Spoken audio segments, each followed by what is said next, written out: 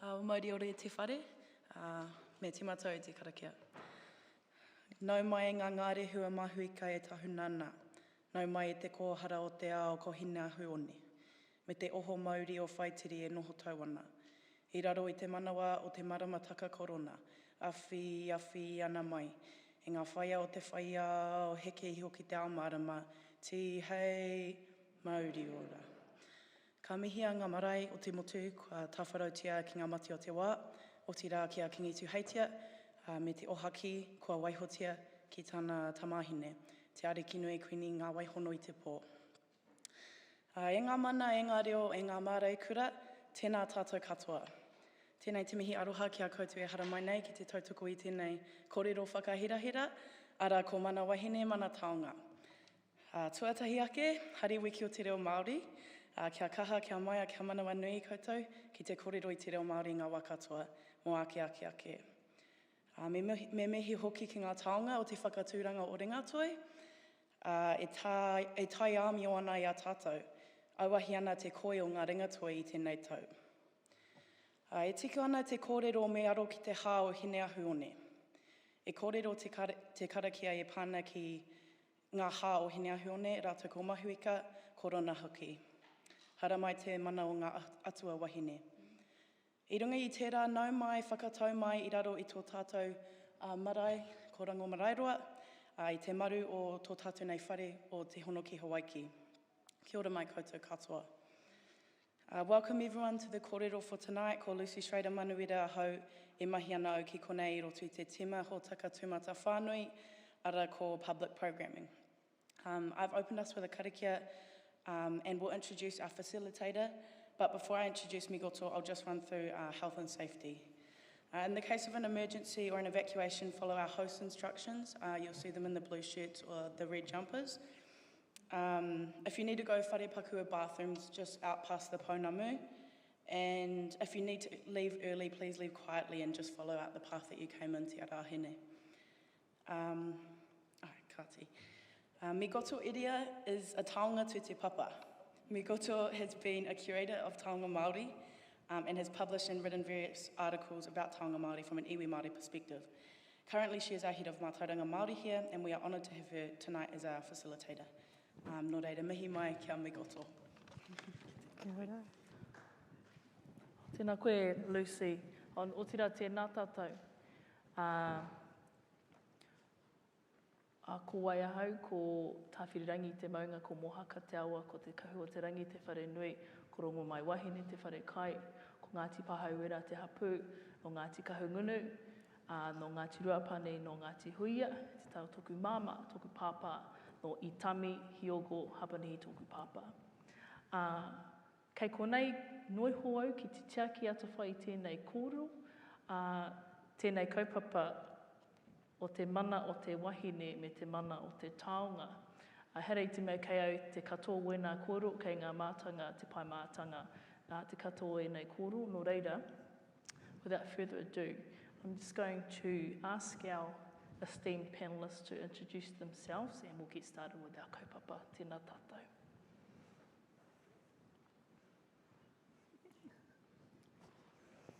Tuatahi me miha hau ki ngā āhuatana ki te wā, a hoi anō rā e rā rangatira mā tēnā rā koutou, i raro i ngā kāpua pauri, i raro i ngā pare kawakawa o tēnei ao.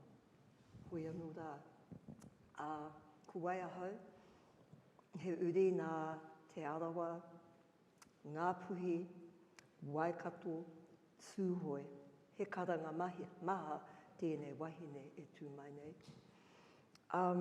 Mahana wō ku tau i tēnei momo mahi, i tīmata hau i te tau 1975, i te taha o Adrian Kepler ki te Bishop Museum kei Hawaii.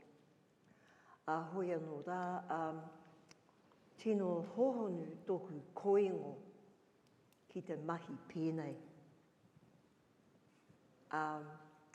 Ko rahi tāku nō reira e hoa mā ngā mīkau ana ki a koutou, ki tō tātou kaiwhakahaere, tēnā koe Migoto, me wōku hoa piripoho ki tēnei taha ngā mihi kia kōrua. Tēnā koutou. Pai. E ngā muka tangata, ko rangi tāmiro tia e tā tātou nei kaupapa hui a kai manua. Tēnā koutou, tēnā koutou e te iwikainga o te papatonga rerewa. Ngā kai whakahaere o tēnei kaupapa miharo. I mua i a tātou i tēnei pō. Tēnā koutou. Tēnā koe e te whananga Migoto. Ko hei pipi. Ko manga haruru. Ko aropawa nui. Ko tūtira. Taua taua. Nōku te tino Waimarie. Hei noho i o korua, i o koutou taha i tēnei pō. E ngā mare kora, korua, e ngā ahorangi, o hene te iwiwa, tēnā korua. Ko āwhina tamarapa tōku ingoa no Ngāti Kahungunu, Ngāti Ruanui au.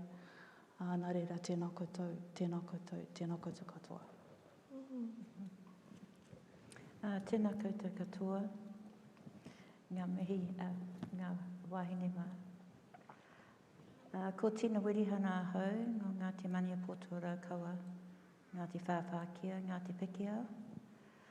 Kei te taha o matua, kei te ngā maunga porongia, rawa ko kakepuku, ki Wainganui Tainui.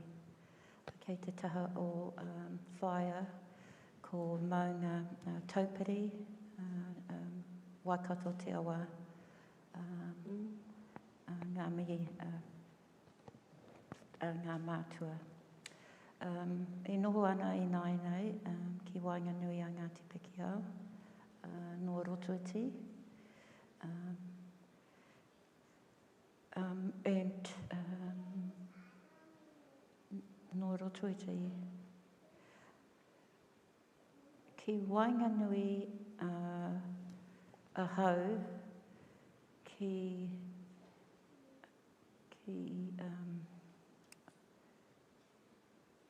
āwhina Ngāti Pikiao ki a au, ki te mahi rāranga, ki te mahi whatu, engari, he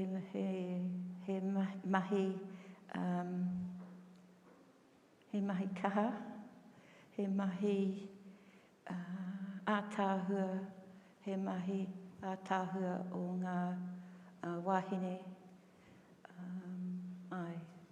Mungari, ngā mihi ki a koutou, tēnā koutou, tēnā koutou, tēnā koutou katoa. Kia ora. So I'm feeling like I've been Māori, so I feel like I can't hear myself because I'm feeling a bit turi, but so I'm just going to lift my voice up a little bit. So this interesting kaupapa that we have, and actually the privilege of being able to really discuss and hear about the role of wahine, and particularly when working with Taonga, and in particular, I guess, in terms of the conversation and the kaupapa, how we have evolved since I think the year I was given was 1984, and when Te Māori first travelled. And but that's not to overlook also the te hokinga mai, and also the inspiration of Te Māori on our iwi Māori beyond Taonga, with our reo, our Mātauranga, and actually how we represent ourselves as Māori people. You'll see some images that will be flicking through on the screens, and something that I had the privilege of doing was really looking for photos where wahine were at the centre, or at the focus. And I often wondered, what were they thinking? And how were they feeling? And some of these photos you can actually clearly see how they may have been feeling, and the influence of Taonga and people. Something I wanted to mention was that last week we had tūhui out at Waiwhetu Marae, where we was actually stimulating the kōrero around the influence and the success of Te Māori on our Māori people, and also with museum practice, and also the recognition of our skilled ringatoi tohunga in maintaining and actually tiakina the taonga of our Mātauranga. And so I think with this kōrero, keeping in mind that, you know, hari te mea no, like the waiata no naianei, it's not like we've just realised this now.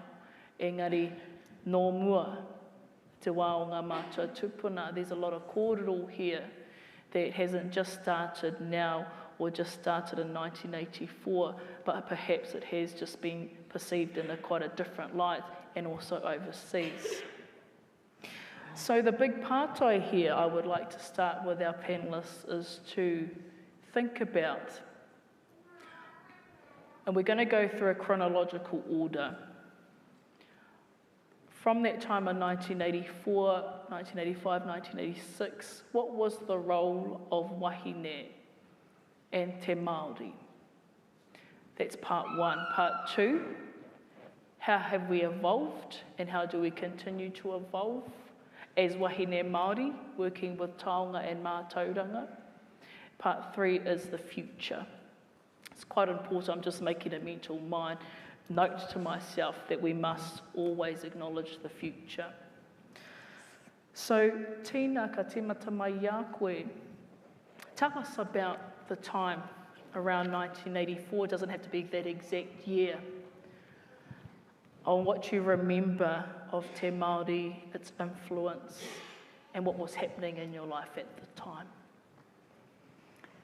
It was good to actually have some idea of the questions that were going to surface at this forum, and gave me time to reflect and to really look at history of my history in '84. And back then, with my mum, we felt the shelters of our four walls of mum's house, and that's where we wove. And with Te Māori, I was in preschool education at Whare Wānanga school, and Te Māori actually was very a high discussion point at Whare Wānanga primary school in the play centre, because Emily Schuster would frequent visit. And it was great that the visits were coming from Emily, because she had identified me as a possible person to be included in the delegation to travel. So that was a discussion, and I was all excited. But then it didn't happen. But and the reason why it didn't happen, because I had a responsibility at home to continue the art. But as Te Māori was moving around, there was this discussion on the media for me, as a young mum myself, was the exclusion of our presence as exhibits in the Te Māori exhibition. So I looked at that, and now I'm going to move into post Te Māori exhibition from my view, and the milestone that we created as women, and I was the one that was doing that through our tertiary institution in Rotorua, and through the vision of Malcolm Murchie. His wife, Elizabeth Murchie, was the president of the Māori Women's Welfare League at the time. But I wanted to acknowledge Malcolm Murchie because he had appointed me as a raranga tutor at the Waiariki Community College, and which was great because I was the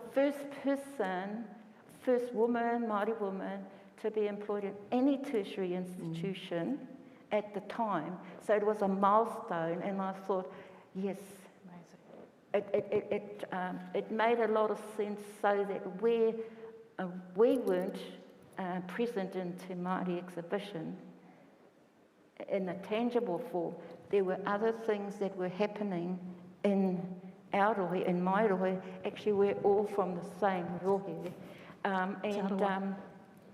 which was really amazing, you know. So I'll touch a little bit about that a bit later on, but that's the memory I have. Kia ora.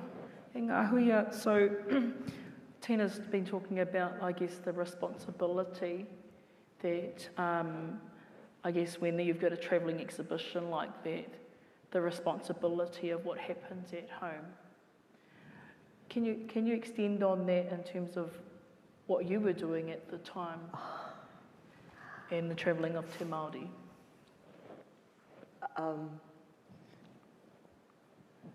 I just want to go back a year before, 1983, at Tokomaru Bay.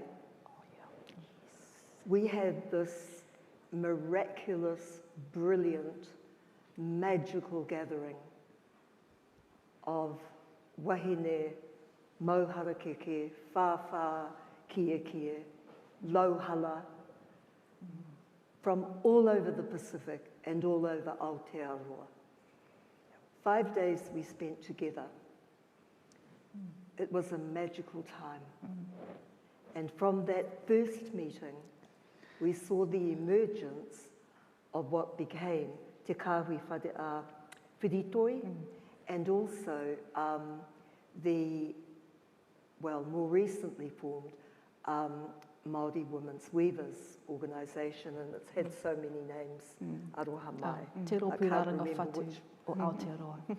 What is it now? Te rōpūraranga whatu o Aotearoa. Te rōpūraranga whatu o Aotearoa. But way back then, it was a Māori and Pacific Arts Association gang of absolutely enthusiastic, brilliant and inspiring artists, art makers in fibre. They were not craftswomen. They made art. That art was ignored, devalued, ghosted during the curation of the Te Māori exhibit, because under the Western art history canon, that was craft. And so the experts at the Met and the compliant Māori scholars on board here followed that particular pathway. I went to New York. How did I get there? I was not on the list. The irony is so sharp. I was at the Pitt Rivers Museum in 1984. I was a postdoctoral scholar. I was working on the collections of Margarete Papakura, and as a result of that work, her book, The Old Time Māori, was republished with a big fat introduction that I wrote. But that's the work I was doing in '84, and I very craftily set it up so that my fellowship finished in the first week of September. And these are the great days of international travel. You know, this is 40 years ago. And you could have 4 stop-offs between London and Auckland. And so I stayed in New York, booked into the YMCA, waited, found out where the Maoris were staying, and then went looking for an uncle and an auntie. Because I had no idea who the official party was, but I was certainly not on it. And the other person who was not on it and was equally threatening, like me, ngāta matua, and what are we doing this week? Kia manawa nuitia te reo Māori. Well, the other person was Des Kahotea. And he was an intern during that year at the Smithsonian. He was working at a really high level at that grand institution in Washington, D.C. He wasn't invited either, but we both turned up. And I'd like to say that we hassled and agitated. We disrupted the Pacific Arts Association Symposium. We had a great time, and we were deeply troubled, impressed, awed by the majesty of seeing our taonga in the Met, and more particularly for us both, seeing the banners and seeing the posters and seeing the graphics all over New York City. And who were they? Tiki, Te Arawa, Ngāti Whakaue, Pukeroa Hill, his wonderful face there on all of these banners. So for me that was really special. But then I looked at the composition of the official party, and I bet you didn't know this, the only face from Te Arawa, despite the number of taonga on exhibit, was Kuru Waka. And he was there as the CEO of the Māori Arts and Crafts Institute.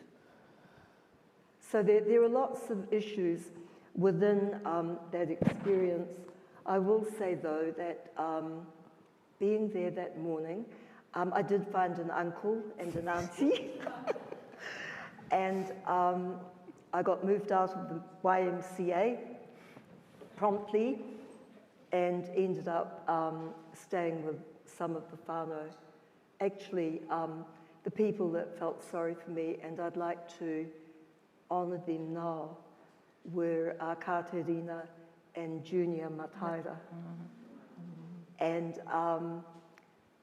we were part of Ngā Puna Waihanga, and Katerina and Para were launching the book Māori Art of the South Pacific.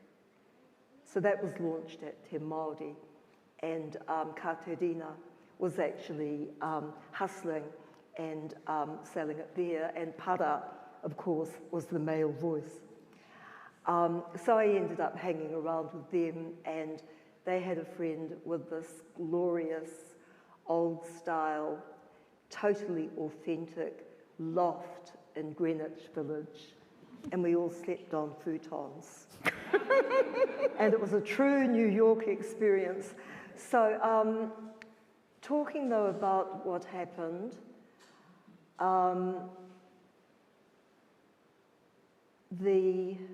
I think that a lot of the visual material, particularly the opening ceremonies footage, reveals the wahangutanga o ngā wahine.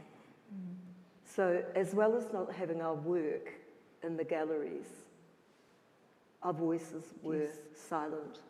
And that was because the tohunga announced that no women were going to cut across their karakia until we got in to the actual gallery.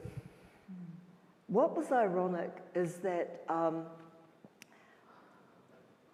standing in the dawn light below this amazing staircase on the pavement in New York with the buses going past and the commuters and all of that, it became really obvious that our art, women's art, was on people's bodies and was held like this in our hands. But that was all. And at the top of the steps was this lineup of Māori who had lived in America for a long time. I won't name who they were, but there was one, well, I'll name one person, and that was Ngā Parehopa, who was magic. What was interesting is that she and another aunt, Ngā Rawa I Karanga, engari, kei mua I a rawa, ko ngā kanuhi o te iwi take, Mohawk Nation. And that was something that Para and that Des set up because they realised that the actual ethnic, real owners of New York and of Manhattan were not involved. And so what they did in their very sneaky way, well, what Para did actually was look for his artist mates, and we ended up with two of them. One, Raina Green, is still in the museum profession as an Indigenous Native American museum curator. She was there. And that's the kind of history that's not talked about. I guess I'm here to dispel some of the myths. Kia ora koutou. That's beautiful. So I guess there's, Awhina, we were talking about the things that I always like to bring some attention and some light to the unseen. And Ngā Huia started to talk about a lot of the work of wahine being worn and held, not curated. Kia kaua te reo karanga e ngū te reo karakia. And I'm just looking at these images. We've got Waiariki Marae. Yeah. And you've got the taurapa from the far north just behind her. Tēnā whakamaramahia mai o whakaaro about the role of wahine at the time and what you believe it to be, and what you believe it should be now. Wow. With Taonga. Oh, okay. I was really preparing myself for 1984. But I might just say that Te Māori was a huge influence on me at that time. I was aged 18. I was at Rotorua Girls High School and saw Te Māori on TV and all over the news. And I was living with my grandmother, she's a weaver from Taranaki, and we were filled with pride, you know, and Te Māori really filled our lives at that time. So I have a different experience in that way in terms of connection with one taonga in particular that was part of Te Māori, and that's Te Kaurua Te Rangi. Through our kahungunu links to Tāriha Te Moana Nui, as our tipuna commissioned 4 carved pautoko manawa as memorials for his uncles and cousins who died at a very important battle in Napier called Te Pakake in 1824. So Te Kaurua Te Rangi was the son of Te Hauaho, who was the brother of my tipuna One, father of Tāriha Te Moana Nui, and Te Humenga was also a brother. Yeah, so my connection is through whakapapa, our connection. And so we have a different kind of view and perspective in that regard. I remember my grandmother having to go to a very important meeting, a hapu meeting, to discuss whether or not Te Kaurua Te Rangi would travel. And my grandmother was very staunch and took anything to do with taha Māori very seriously. And so it was a big concern she felt. Aroha for her tipuna, having to go so far away from everybody for the first time. But after a lot of discussion, everyone agreed that yes, he can go. And all was well.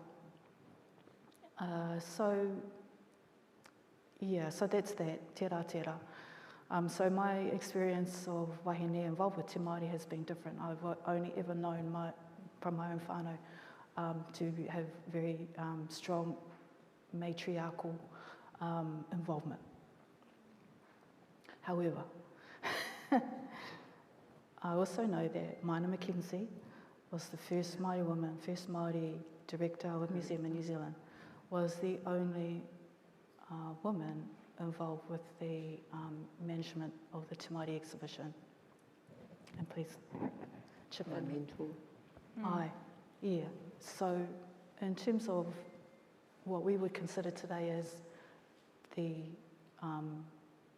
normalisation of having taha wahine, taha tāne, back then probably wasn't so, you know, in that regard. Yeah, so lots of contradictions.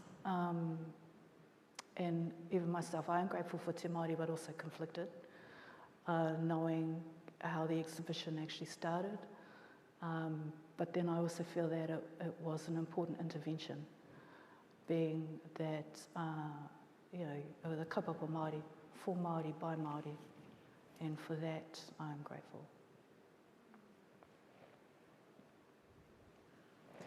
Sorry, I'm just trying to race through these images because I have an image from Āwhina, Yes, which is important to acknowledge a success story yeah. from Te Māori. Oh, Hana. I had the audacity to I will add an loop image. back around with these images. I don't know why I was just... Yeah. I just wanted to, in talking about Te Kōrero Te Rangi and his uncles and cousins being memorialised, they also had a te hokinga of their own in terms of them being returned back to us, our descendants, back to Hautiana Nui, Whare Nui, which was open in 2021 at Waiariki Marae, Awanuiārangi. So that image there is of the opening. I'm standing with my aunties, my mother's sisters, and their mother was my grandmother, who was part of these important discussions to do with Te Kōrero Te Rangi, and there is our tupuna there. They're at home, where they should be.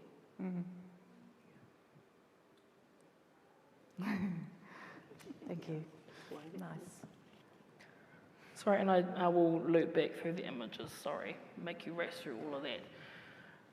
So just, if we look at all of these images, well, there's a kuikui from Ngāti Kahungunu, and the role that they play with tikanga, look at that, what's he saying to her? She's not listening. She's not listening. She's away with she's busy. She's from home, she's not listening. She's I was about to say that's very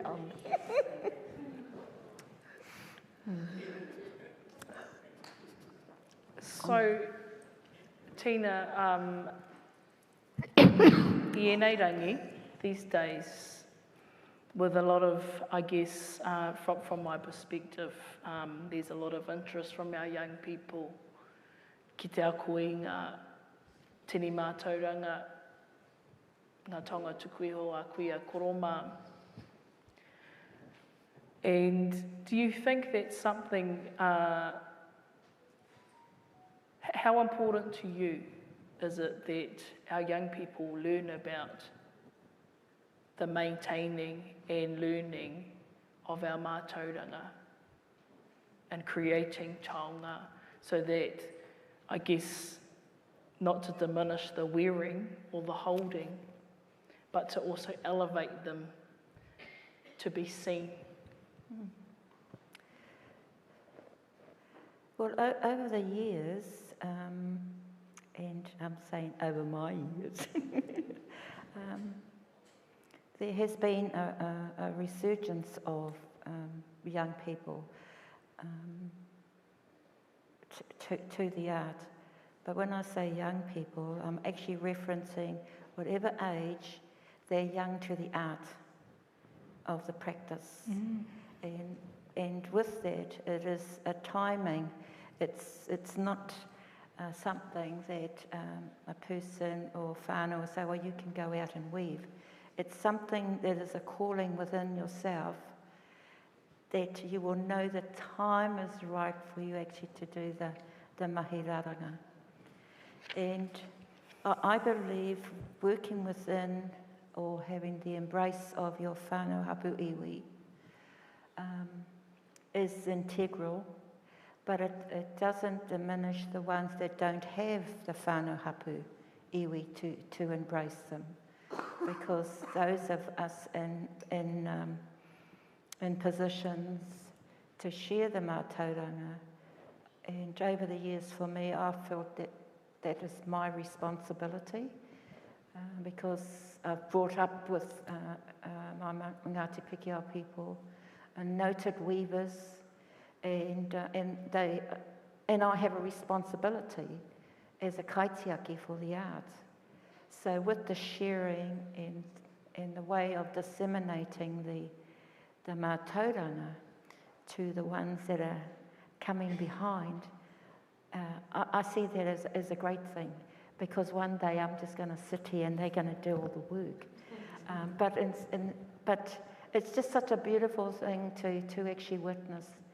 And as I'm sitting here, because I'm actually witnessing it with my mokopuna, who's one of my friend Amanda sitting in front here, her tauira, and seeing the delight. And although she's living with me, she doesn't actually ask me any questions about the mahi.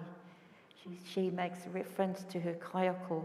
So that's the respect that is being, I guess, shared, rather than it be just channeling down one viewpoint that Nanny is a weaver, so she's going to be sharing everything with the mokopuna.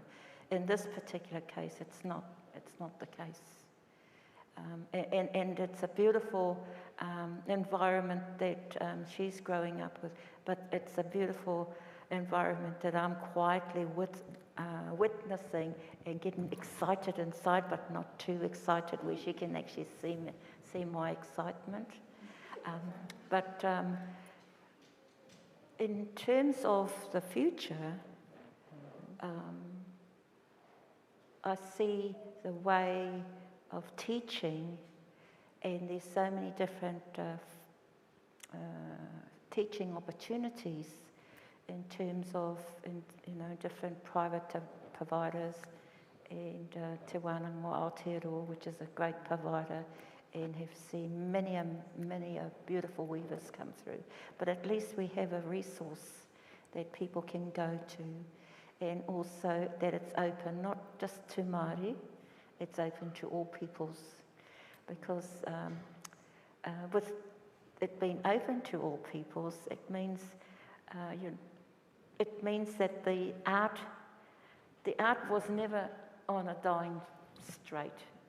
Yeah, it was just other people's perspective. Oh, it's a dying art, and so it's just beautiful having those facilities to share. And also about realising that it is hard work, harvesting your material and taking care of the material, and knowing which variety of harakeke is suitable for certain taonga that you want to create, and because that's where the results are going to come. And it's beautiful. We see Awhina with her beautiful tarapauhi, I'll call, which is really lovely. And so by making these beautiful pieces, and we're normalising it, and this is where I see it coming from Te Māori, where the men folk wore the women's beautiful art on their shoulders, and so from there it's normalising, but it was already normalising within women. Yeah. So, and it's just beautiful to see, really. Kia ora. So, now here, what's the role of Taonga? What do you see the role of Taonga is now, and what do you see the role of Taonga is in the future for our people? That's an incredibly aroha mai. I just didn't want to cough and blow the ears of the poor technician away.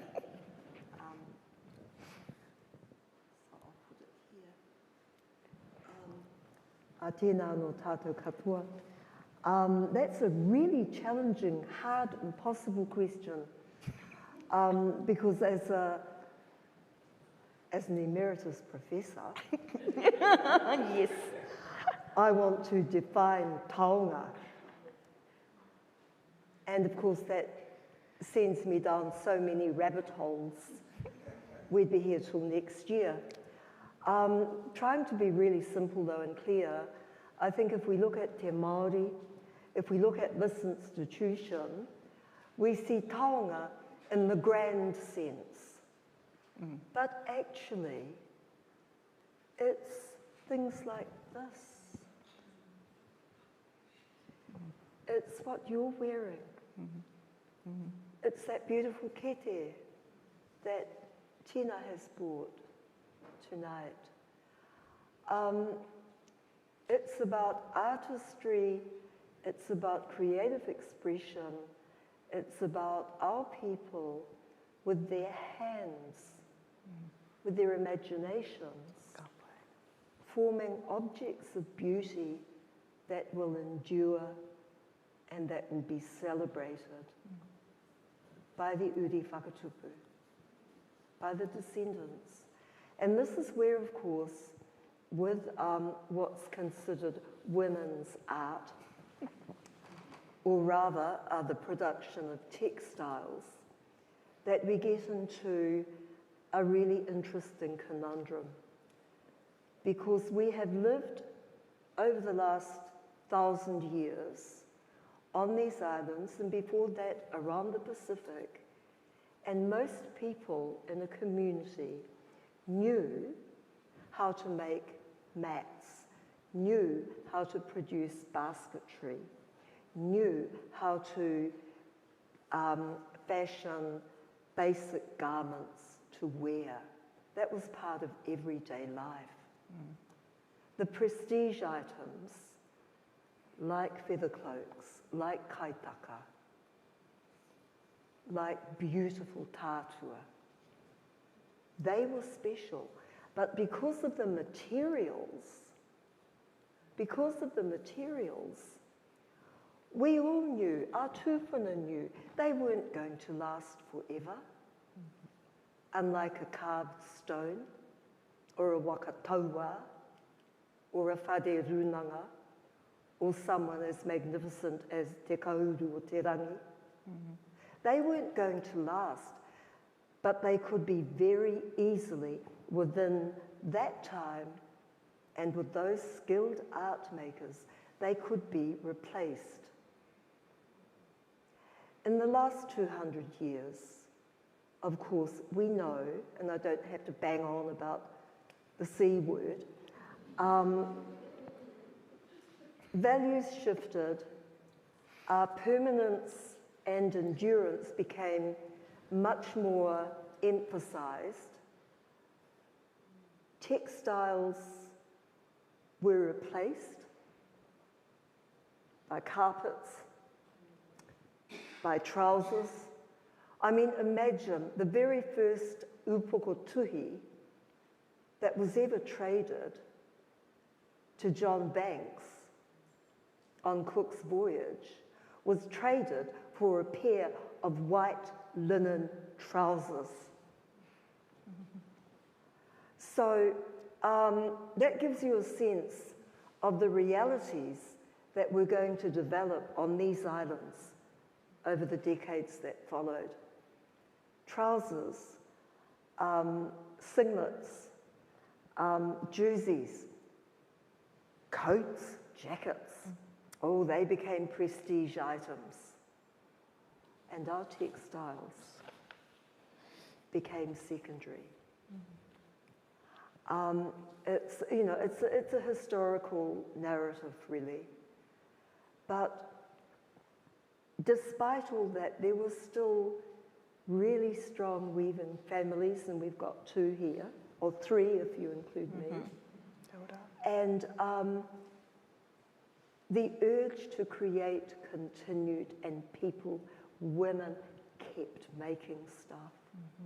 Even if it were only to cover the tūpapaku at tangihanga, even if it were only to have a beautiful takapo beneath the casket. I mean, the traditions continued. And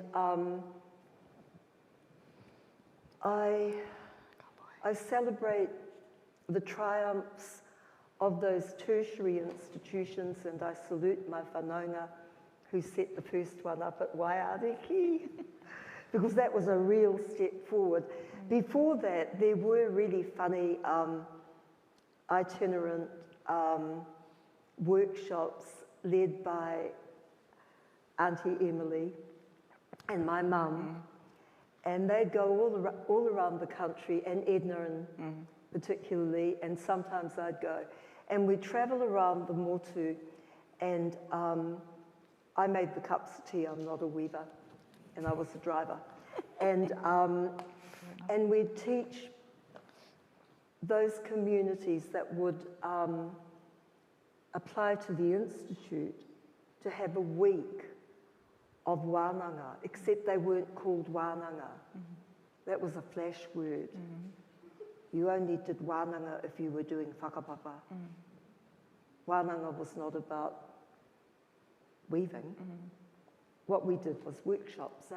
We did the hard work. Yeah, we did the hard work. So we travelled around. This is in the 70s, in the late 60s, 70s. Then after 1983, and before then with Waiariki and Malcolm and Eddie Hapati and you, the setting up of a tertiary program, we saw an incredible acceleration in understanding and producing the work. And I think that it happened just in time. Yes. I really do. So ka nui taku mihi ki a koe, ki a koutou. At the same time too, though, I'll just say this, as well as the Institute, there was also a little school at Te Ohaki. Yes. At, I can't remember the Digores. Yeah, Digores and Rangimarie in Ngāti Maniapoto, or Padu there. They had a little school there, the Hete Te Kanawa family, and they were teaching as well. So there were tiny pockets. There were, and as I said, the love for that creative process and the manufacturing, the fashioning, the celebration of the art forms never went away. No. So I hope that answers your question. Wonderful. Thank you so much. We're going to be experts in Taonga before the end of the night. Awhina, I wanted to go back to, not to, I guess, of the three of us, as the rangatahi in the 80s and after leaving school. What inspired you to become a curator at Te Papa Tongarewa? And then just on top of that, what are your expectations going into the future for future curator Māori? The things that you have learned. Okay. Well, I have to thank Eranoa Puketapu Hitit, Rangi Hitit, and the Hitit whānau for initiating a program for Māori training in museums, which was called Te Whānau Paniki. And that was through a hui, which was held at the National Museum after Te Māori, and I think Te Mai at that time. And one of the recommendations by the kaumātua there were for more Māori to be working in museums through training programs. So that's how I entered into the museum profession, even though I wanted to work in a whare taonga since I was a child. And I read an article about cliff whiting, restoring whare nui throughout the country with a team of people and working with different whānau hapuaniwi to do that. And to me that was really inspiring, and I thought, wow, there is a possibility of working for your people to look after taonga. And this was way before I even knew that there were kaitiaki Māori in museums. So thanks to this program, Te Whānau Pāneke, that's how myself and many others, including the current Kaihautu of Te Papa Tongarewa, we were able to work in museums, work at the National Museum. And in fact, Veranora, Eranora's daughter, Veranora Hetit, was the first trainee, and she did her mahi out at the Dowsar Gallery in Lower Hutt. Yeah, so that was back in 1989 for me, back at the Buckle Street Museum, National Museum. And at that time, there were very few Māori working museums. As I said, Maina Mackenzie was our role model, our mentor. She established Ka Hui Kaitiaki and pulled together us as Māori working in these places, museums and art galleries. And it was quite a lonely kind of job at that time. So that's how I started, that's my journey. In terms of the future, I just look around now and I'm so happy to see so many kaimahi Māori here in Te Papa Tongarewa, right throughout the country. I think that the future is looking really good. The ability to, people who know who they are, Kōrero Māori, Mātauranga Māori, everything. And I'm so heartened, yeah. Like Tina, I think we can just, sit back now and really see mana motuhake, rangatiratanga, kotahitanga, all those things. I mean, look at where we are now. And the work of rangatahi, oh my gosh. We're sitting here in the marae of Te Papa Tongarewa. Beautiful. Say no more. Although I know that there are challenges for wahine Māori, yes, but we've never been, we'll stand up when we need to. We've always had a voice. We've always had strong leadership. It's just been about who's shining the light. It's time for us to shine that light. Mami. Wonderful. Sorry, can I just get a time check? Because I could sit here all night, 3 hours later. Okay, wonderful. So other than understanding all the ins and outs, after tonight being Taonga experts when you leave this place, and also hearing the insights of being a rangatahi at the time, what was happening at the time, and all the mahi that goes into maintaining ēnei mahi a kuia koroma, it doesn't stop. And so this is the type of thing, I guess, as Māori people, but also as wahine Māori, being a mum doesn't stop, and also working in museums doesn't stop at 5 o'clock on a Friday. It's a forever thing. And so that's, I guess, the inspiration of Taonga, koenei te whakatinanatanga o ngā wawata a kuia koroma, and they'll be here long after we've all left, and they've been here long before we were even here. And which is, again, I'm just going to touch on, really inspiring, seeing all the mahi of our rangatahi. Koenei te apopo. And, in 40 years' time, they will go, hey, remember that panel talk? Remember what they said about what Taonga was? And remember what they said that wahine Māori did and should be doing? So I've just been given the nod that we have a few minutes left. And but I'm going to, just before we go to the audience, if there are any part-time, also for those who are online, I'm just going to give a moment back to our panellists, see if there were anything else that you wanted to share with our audience.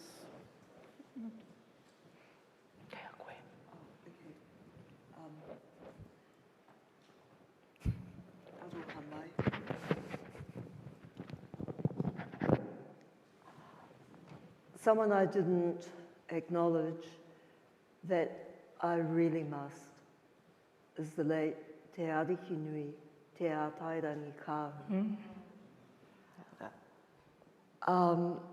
The reason is that she was probably this country's most passionate, committed, excitable, glorious patron of the arts. And this is a personal story in a way, but in 1983, I was looking for a job. I went to the Rotorua Art Gallery Museum because they had a curatorship going and it was low level. I applied. I had a PhD and lots of appropriate qualities, like a whānau that was all carvers and weavers and singers. And the old men, Māori consultants, said to me, "Kāre mātou e tautoko te wahine e whāwhā ngā taonga." My dear, you withdraw your application. Chop. That was Rotorua. A few months, after Te Māori, after New York, I'd done the Pitt Rivers gig, still unemployed. Hey, Waikato Museum of Art and History was looking for a curator. And Te Arihi Nui said to me, "Put your hat in the ring." And I thought, whoa, woman paramount chief, I might have a show. And of course I did. I got the job. And the very first task that I was set, not by Te Arihi Nui, but by the Hamilton City Council and the museum board, was to supervise the restoration of the war canoe, Te Winika. That was an extraordinary challenge.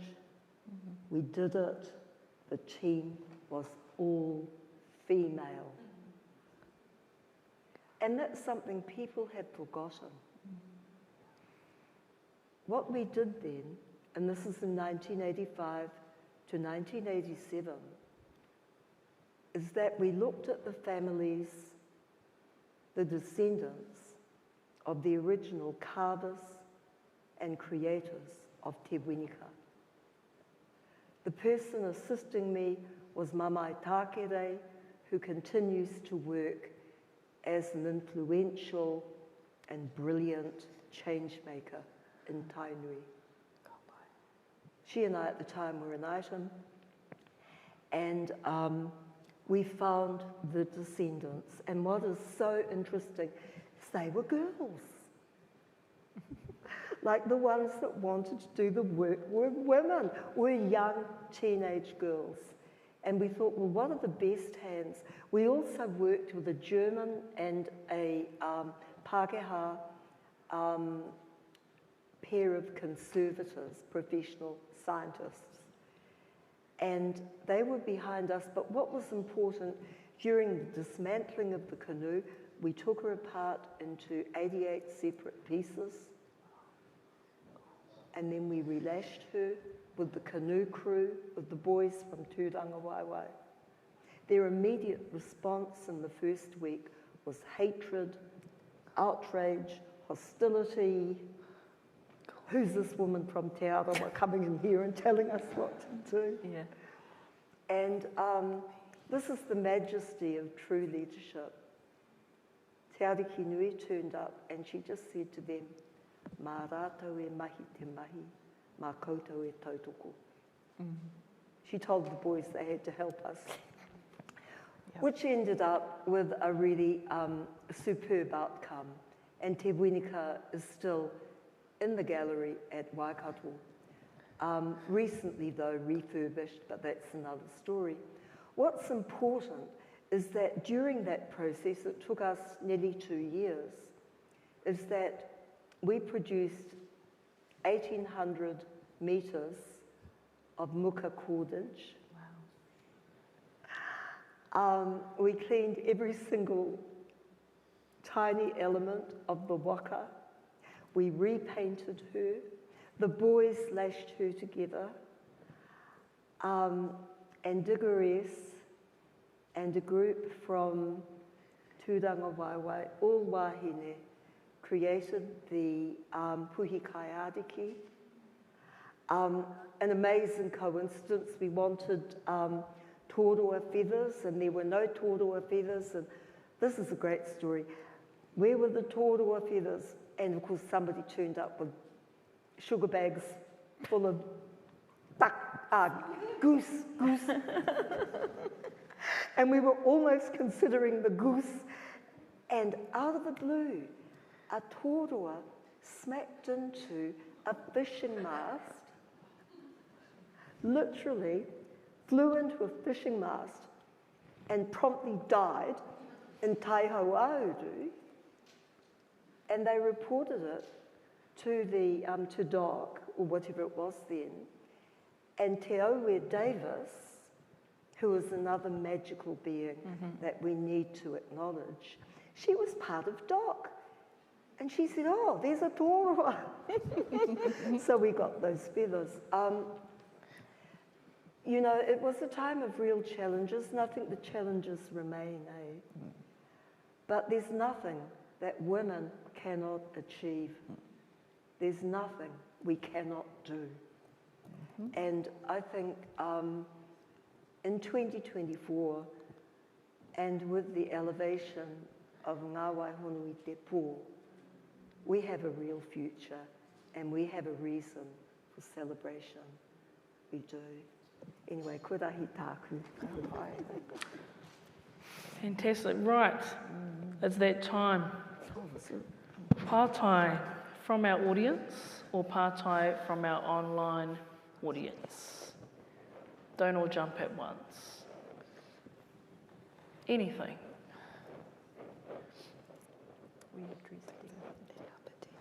Oh. Yeah. Oh, good, no questions.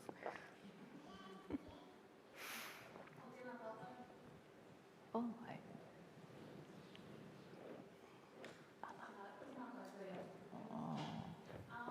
He pātai pārikareka tēnei. So just a bit of fun, if you were the curator of Te Māori, what taonga, what piece would you have selected that you would have put forward?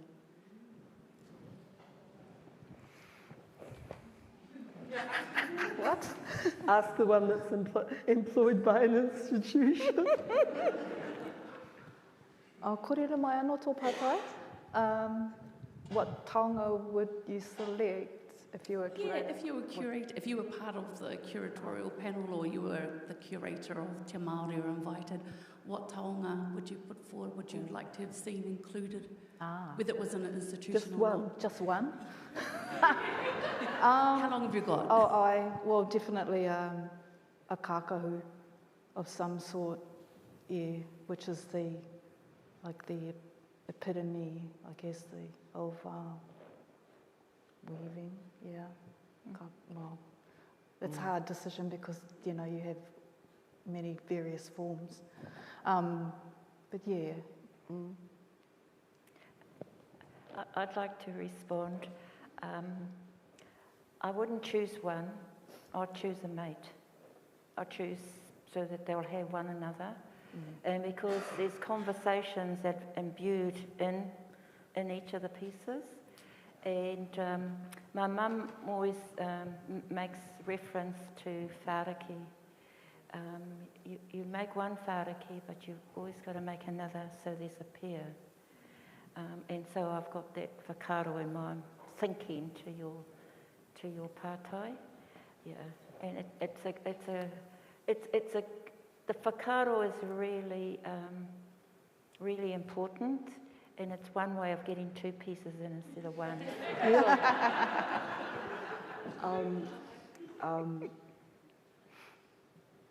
Kia ora kōrua.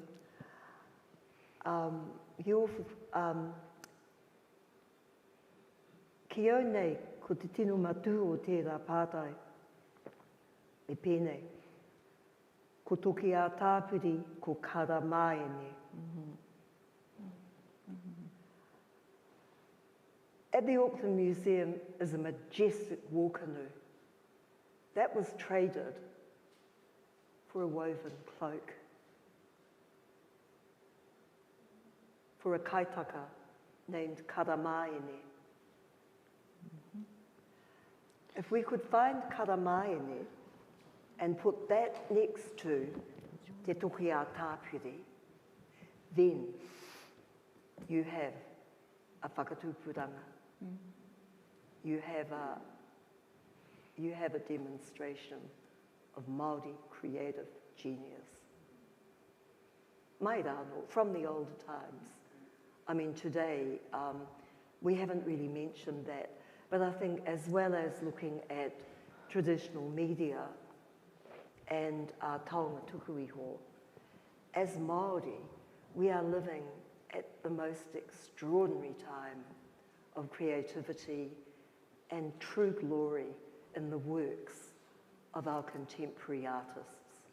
Just look around these walls and then wander around Wellington and look at the public art made by Māori artists, made by Pacifica artists, and you think, oh yeah, we're good.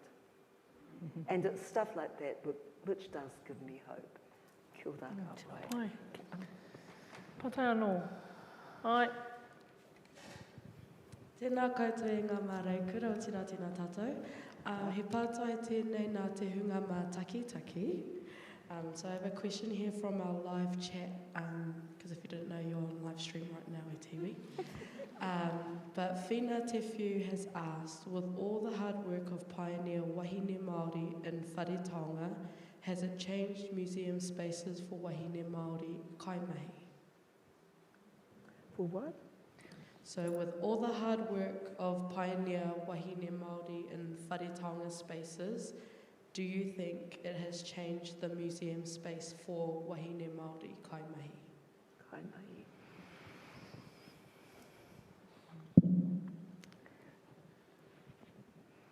Can I just respond to that?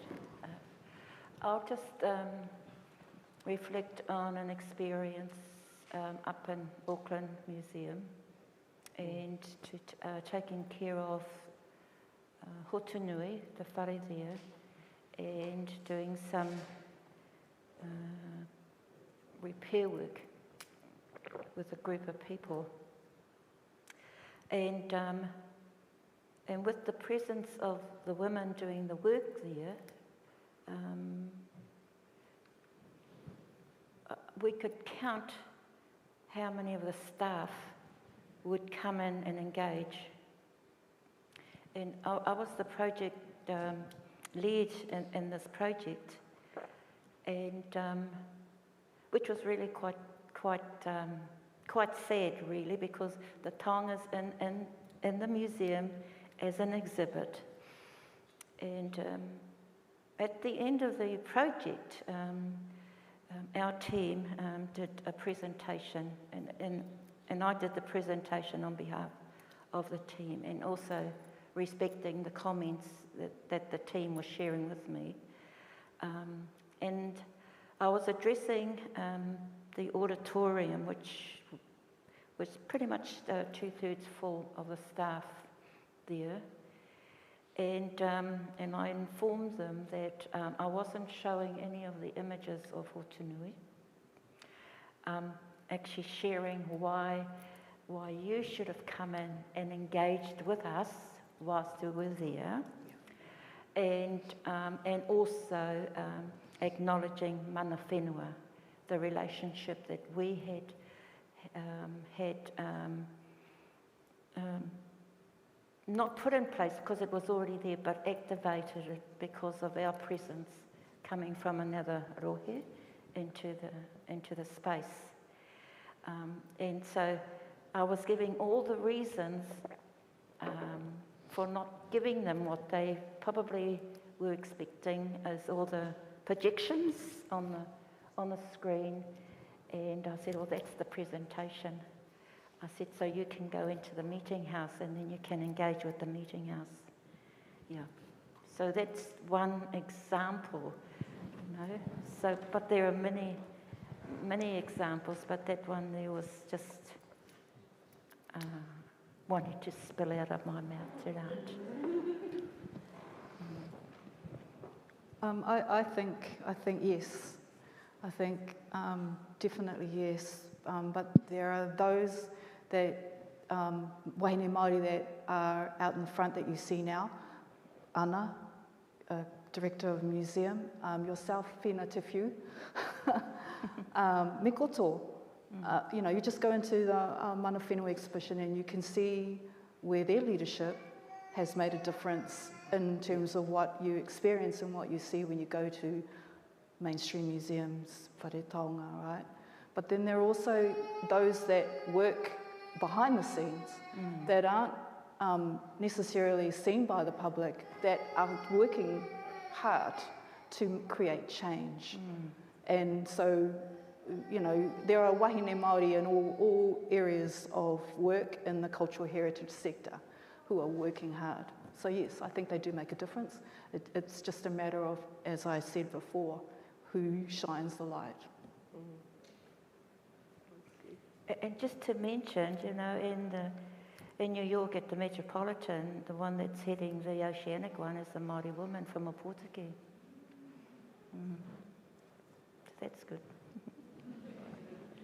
Oh, you're talking about Maya, Houkura, Maya Jessup. Yes. That's Patai anō. spectacular.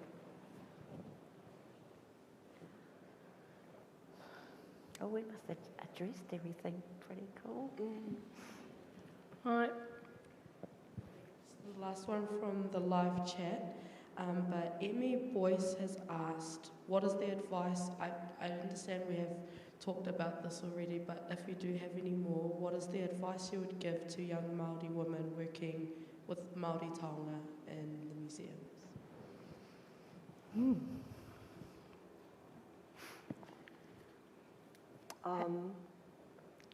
Could I just put my hand up here? Yeah.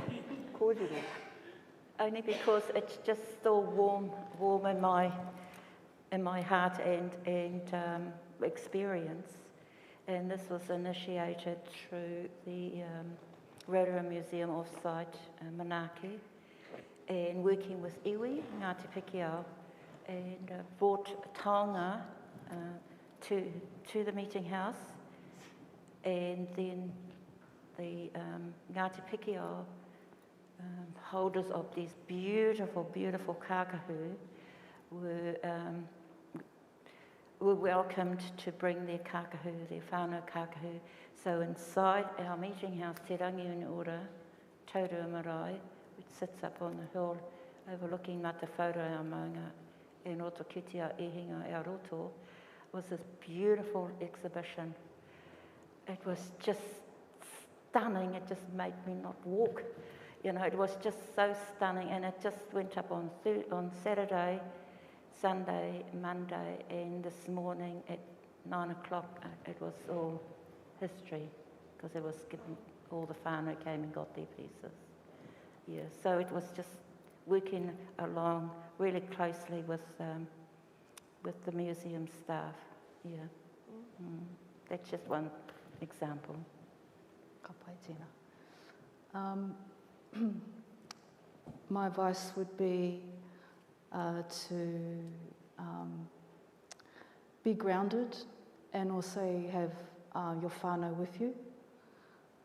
Make sure you have support in your mahi.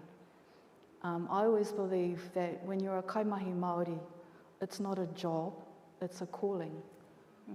So if you have in your heart that calling, and you know that you wouldn't be happy unless you're with your people's taonga, then that is your role. But you have to have support, really strong support, because it's not easy work. It's also not for everyone. There are lots of cultural considerations and also pressure on you, especially if you're a young wahine Māori, as we've heard. But be fierce and unapologetic, because you know your job at the end of the day. It's for your people. Kei te tautoko hau ngā kōrero āwhina. Absolutely be grounded, but take the risks. Be fearless, but be careful. Constantly remain aware that wherever you walk, whether it's in the storage areas or the galleries, you are not alone. You are not. And so that means you do need whānau. You do need support. You do need a sense of haumarua, wairua, of spiritual safety, of clarity, of confidence. Engari, kaue e tū whakahihi, because that's the other trap, that you get so inflated by working with these wonderful things that you go a bit silly. You do. I've seen it. I've done it. So there are ways of moving through this world, and the rewards are endless, because you are, in a way, looking backwards and forwards, but you're also sharing and engaging with and celebrating and offering to the uri whakatupu, to the ones yet to come, the genius and the wonder of our tūpuna. And that's really, I think, what makes us do these jobs, what brings us into this environment. But it's not easy. And part of the challenge is that you are never alone. And I'm not being, spooky woo-woo, but you're not. You're not. And you have to remain conscious of that. Yeah, kurahi tāku. Oi runga I era o ngā kōrero. Actually, that was the last part I had written on my paper, so tēnā pai. I want to thank you all for taking the time on this very, very cold night here in Wellington, joining us for this kōrero. I hope you are now enlightened with exactly what taonga is and the definition of taonga. But also to those who have joined us online, so thank you for taking the time to join us from your homes or wherever you may be, and to thank our panellists for coming all the way with your tini Mātauranga and the inspiration of your matua tupuna, of your kuia and karaua as well. And also not to thank you Te Papa for the use of our whare, and for te hono kia waiki and runga marae roa, kia tū Māori ai te kaupapa, I roto I te ao Māori tō tātou ao Māori tēnei. Nō reira tēnā rā tātou katoa. Just going to ask Lucy, tēnā koe. Tēnei te mihi atu ki ngā kai kōrero te pōko, tina ko awhina ko ngā hui a hoki. Nā koutou I whakatakoto I ngā whakaro nui, hei kai mā tātou, nō reira tēnā koutou. Tuarua me mihi ka tika ki tō tātou kai whakahaere o tēnei kōrero, Migoto. Ko koe te pauwhirinaki o tēnei kōrero, nō reira tēnā koe. I runga I tērā me karakia whakakapi tātou. He kitea te rongo mai whiti o tēnei kōrero, tēnei wānanga, tukuna kia ea, tukuna kia oi, ko rangi nui e tuiho nei, ko papa atu anuku e takoto ake nei. Tuture o whiti, ka whakamaua kia tīna. Tīna. Huie. Tai. Kia ora tātou. Kia ora, Lucy. Kia ora. Oh, kia ora.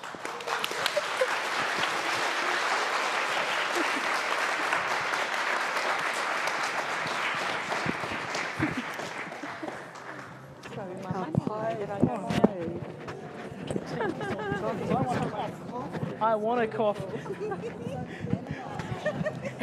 And then when you coughed, I was like, oh, I can feel like